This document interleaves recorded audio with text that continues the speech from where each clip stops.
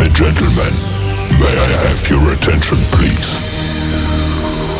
Ready, set, go.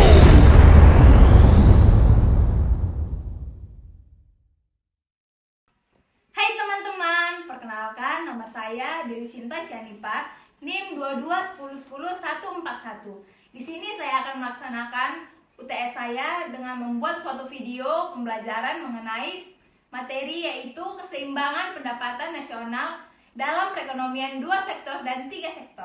Mau tahu penjelasannya gimana? Simak video berikut ini.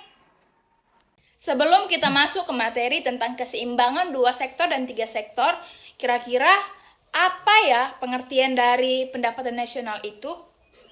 Pengertian pendapatan nasional. Pendapatan nasional adalah nilai barang dan jasa akhir berdasarkan harga pasar yang diproduksi oleh sebuah perekonomian dalam suatu periode atau kurun waktu dengan menggunakan faktor-faktor produksi yang berada dalam perekonomian tersebut. Nah, setelah kita tahu tentang pengertian dari pendapatan nasional itu, sekarang mari kita masuk ke materi pertama yaitu tentang keseimbangan perekonomian 2 sektor. Yang dimaksud dengan perekonomian 2 sektor yaitu perekonomian yang terdiri dari sektor rumah tangga dan perusahaan. Diasumsikan tidak terdapat kegiatan pemerintah maupun perdagangan luar negeri.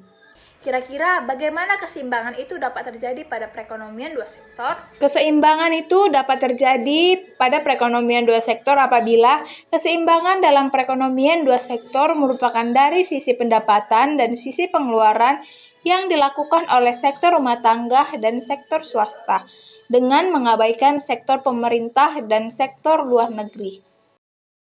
Nah, setelah kita mengetahui tentang keseimbangan perekonomian 2 sektor, sekarang mari kita masuk ke materi yang kedua, yaitu tentang keseimbangan perekonomian 3 sektor. Dalam dunia nyata, pelaku kegiatan ekonomi bukan hanya rumah tangga dan perusahaan atau swasta. Dengan masuknya pemerintah dalam analisis pendapatan nasional, maka analisis pendapatan nasional menjadi 3 sektor. Peran pemerintah dalam perekonomian adalah penyedia barang publik, di mana penyediaan tersebut memerlukan pembiayaan pembangunan yang dilakukan pemerintah berasal dari pajak. Dengan demikian, pemerintah akan memungut pajak dan membelanjakan untuk pembiayaan pembangunan. Pembelanjaan pemerintah diklasifikasikan atas 2 bagian, yaitu yang pertama pengeluaran rutin dan kedua pengeluaran pembangunan. Pengeluaran rutin berupa belanja pegawai, belanja barang, bunga, cicilan utang, dan lain-lain. Sedangkan belanja pembangunan itu dibagi menjadi 2, yaitu untuk pembangunan fisik dan non-fisik. Fisik yaitu jalan, jembatan, gedung-gedung, dan lain-lain. Sedangkan non-fisik yaitu pelatihan dan pembangunan spiritual lainnya. Kira-kira bagaimana keseimbangan pendapatan nasional pada perekonomian 3 sektor?